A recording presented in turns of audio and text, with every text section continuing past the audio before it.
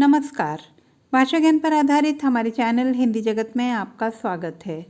हमारा आज का वीडियो कक्षा 11वीं की पाठ्य पुस्तक आरोह भाग 1 के गद्य खंड के अंतर्गत प्रेमचंद जी द्वारा रचित पाठ नमक का दारोगा पर आधारित है।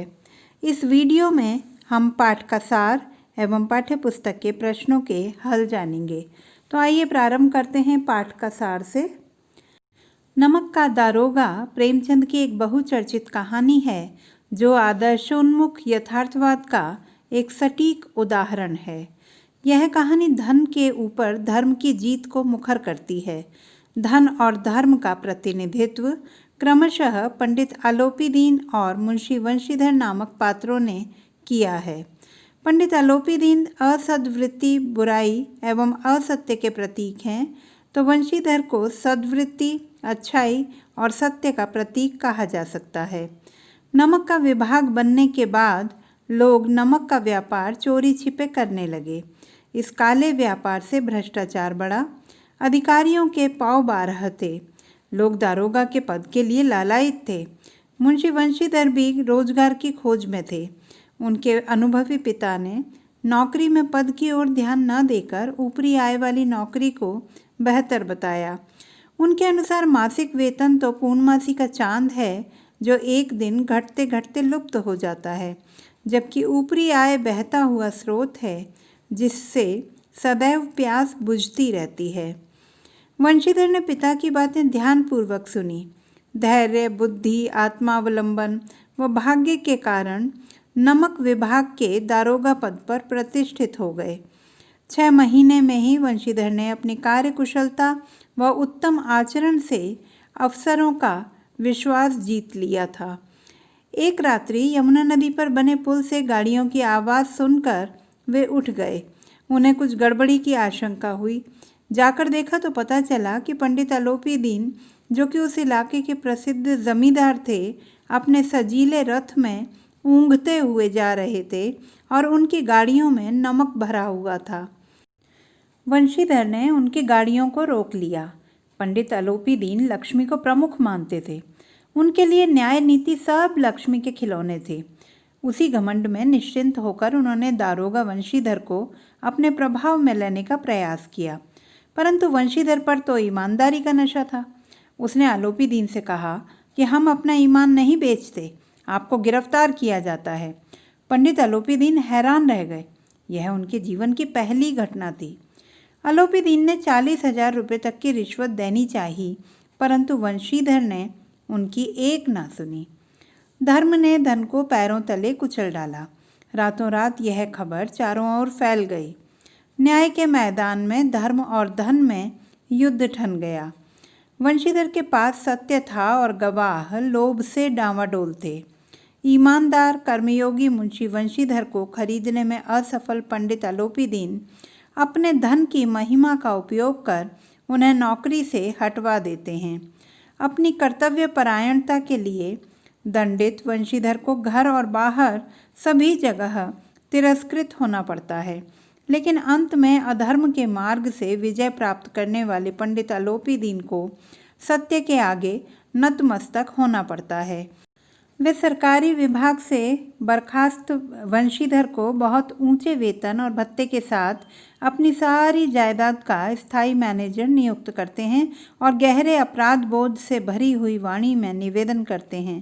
परमात्मा से यही प्रार्थना है कि वह आपको सदैव वही नदी के किनारे वाला बेमुरव्वत, उद्दंड किंतु धर्मनिष्ठ दरोगा बनाए रखे।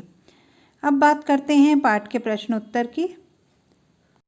प्रश्न 1, कहानी का कौन सा पात्र आपको सर्वाधिक प्रभावित करता है और क्यों? उत्तर, हमें कहानी में वंशीधर का पात्र सर्वाधिक प्रभावित करता है क्योंकि वह एक ईमानदार, शिक्षित, कर्तव्यपरायण और धर्मनिष्ठ व्यक्ति है। पिता द्वारा बेईमानी का पाठ पढ़ाने और घर की दयनीय दशा का हवाला देने पर भी वह ईमानदारी का व्यवहार करता है। अदालत द्वारा उसे नौकरी से बर्खास्त किए जाने पर भी स्वाभिमानी वंशीधर सत्य का साथ नहीं छोड़ता। कहानी के अंत में उसे अपनी ईमानदारी का फल मिलता है और पंडित आलोपीदीन जैसे व्यक्ति अपने अपराध को स्वीकार करके उसे अपनी सारी जायदाद का आजीवन मैनेजर नियुक्त करता है। प्रश्न 2, नमक का दरोगा कहानी में पंडित आलोपीदीन के व्यक्तित्व के कौन से 2 पहलू उभर कर आते हैं? उत्तर, नमक का दरोगा कहानी पंडित आलोपीदीन के व्यक्तित्व के 2 पहलुओं को उजागर करती है। लक्ष्मी के उपासक पंडित आलोपीदीन लक्ष्मी को सर्वोच्च मानते हैं। अपनी वाणी व धन से उन्होंने सबको अपने बस में कर रखा है। इसी कारण वे नमक का अवैध धंधा भी करते हैं।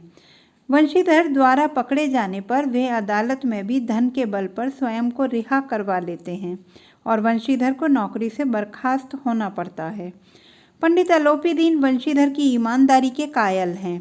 उन्हें लगता है कि आज के समय में ऐसा व्यक्ति सरलता से नहीं मिल सकता, अतः वे कहानी के अंत में उनके घर स्वयं पहुंचते हैं और उन्हें सारी जायदाद का स्थायी मैनेजर नियुक्त कर उनसे क्षमा मांगते हैं।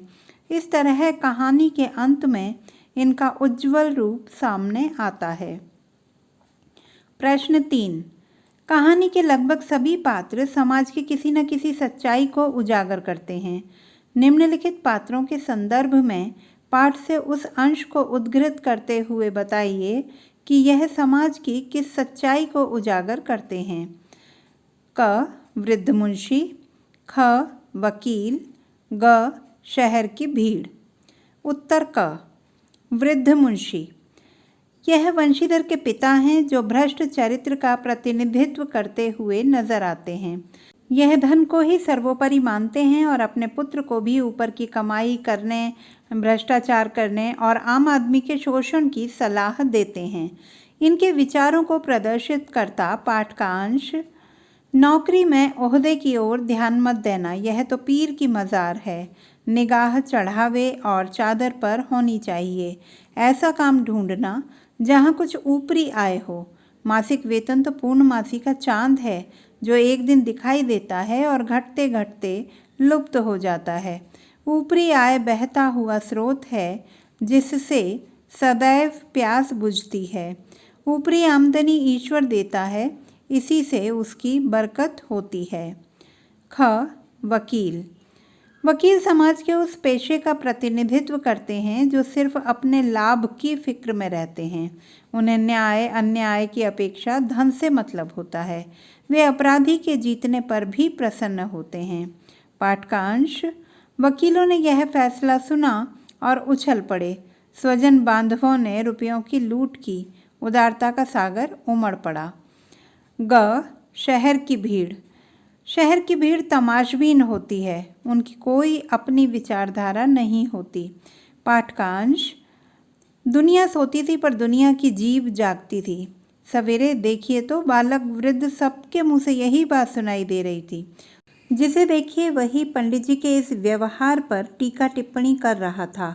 निंदा की बौछारें हो रही थीं, मानो संसार से अब पापी का पाप कट गया। प्रश्न 4, निम्नलिखित पंक्तियों को ध्यानपूर्वक पढ़िए। नौकरी में ओहदे की डैश डैश तुम्हें क्या समझाऊं। प्रश्न क, यह किसकी उक्ति है। उत्तर, यह वंशीधर के पिता की उक्ति है। प्रश्न ख, मासिक वेतन को पूर्णमासी का चांद क्यों कहा गया है। उत्तर, मासिक वेतन भी महीने में एक बार पूरा दिखाई देता है और अंत में घटते घटते समाप्त हो जाता है, इसीलिए इसे पूर्णमासी के चांद के समान माना गया है। प्रश्न ग, क्या आप एक पिता के इस वक्तव्य से सहमत हैं। उत्तर, जी नहीं, मैं पिता के इस वक्तव्य से कतई सहमत नहीं हूँ। पिता का कर्तव्य पुत्र को सही मार्ग दिखाना होता है, परंतु यहाँ पर वह स्वयं ही पुत्र को भ्रष्टाचार के रास्ते पर चलने की सलाह दे रहा है। प्रश्न 5, नमक का दरोगा कहानी के कोई अन्य 2 शीर्षक बताते हुए उसके आधार को भी स्पष्ट कीजिए। उत्तर, इस कहानी के 2 अन्य शीर्षक हो सकते हैं, जैसे ईमानदारी का पुरस्कार। वंशीधर ईमानदार था और पूर्ण निष्ठा से कार्य करते हुए भी भ्रष्ट कार्य प्रणाली का शिकार होकर अपनी नौकरी गंवा बैठता है, परंतु कहानी के अंत में भ्रष्टाचारी आलोपी दीन स्वयं वंशीधर के घर पहुंचकर उसी से क्षमा मांगते हुए उसे अपनी समस्त जायदाद का मैनेजर नियुक्त करता है। दूसरा, सत्यमेव जयते। इस कहानी में सत्य शुरू में भी प्रभावी रहा और अंत में भी कहानी में अधर्म पर धर्म की और असत्य पर सत्य की विजय को दर्शाया गया है। प्रश्न 6, कहानी के अंत में आलोपी दीन के वंशीधर को मैनेजर नियुक्त करने के पीछे क्या कारण हो सकते हैं? तर्क सहित उत्तर दीजिए। आप इस कहानी का अंत किस प्रकार करते? उत्तर, कहानी के अंत में आलोपी दीन ने वंशीधर को मैनेजर नियुक्त किया, जिसके पीछे निम्नलिखित संभावित कारण हो सकते हैं। आलोपी दीन स्वयं तो भ्रष्ट था, परंतु उसे अपनी जायदाद को संभालने के लिए किसी ईमानदार व्यक्ति की ज़रूरत थी। वंशीधर उसकी दृष्टि में एक योग्य व्यक्ति था। संभवतया आलोपी दीन आत्मग्लानि से पीड़ित था। उसके भ्रष्टाचारपूर्ण कार्यों के कारण एक ईमानदार और कर्तव्यनिष्ठ व्यक्ति की नौकरी छीन लिए जाने का उसे दुख था। मैं इस कहानी का अंत कुछ इस प्रकार करती कि जब आलोपी दीन वंशीधर के पास अपनी जायदाद का मैनेजर बनने का प्रस्ताव लेकर पहुंचे, तो स्वाभिमानी वंशीधर ने उनसे अपना जुर्म अदालत में कबूल करने की शर्त रखी। आलोपी दीन ने वंशीधर की शर्त मान ली और अदालत ने सच्चाई जानकर वंशीधर को नौकरी पर बहाल कर दिया। ईमानदारी पूर्वक नौकरी कर सेवानिवृत्त हुए वंशीधर को आलोपी दीन ने अपना समस्त कार्यभार के लिए मैनेजर नियुक्त कर लिया। अब बात करते हैं पाठ के आसपास के प्रश्नों की। प्रश्न 1, दारोगा वंशीधर गैरकानूनी कार्यों की वजह से पंडित आलोपी दीन को गिरफ्तार करता है, लेकिन कहानी के अंत में इसी पंडित आलोपी दीन की सहृदयता पर मुग्ध होकर उसके यहाँ मैनेजर की नौकरी करने को तैयार हो जाता है। आपके विचार से वंशीधर का ऐसा करना उचित था? आप उसकी जगह होते तो क्या करते? उत्तर, वंशीधर ईमानदार और सत्यनिष्ठ व्यक्ति था। दारोगा के पद पर रहते हुए उसने पद के साथ ईमानदारी एवं निष्ठा रखते हुए सतर्कतापूर्वक कार्य किया और आलोपी दीन जैसे प्रभावी व्यक्ति को उसकी भारी रिश्वत ठुकराकर भी गैरकानूनी कार्य करने से रोका।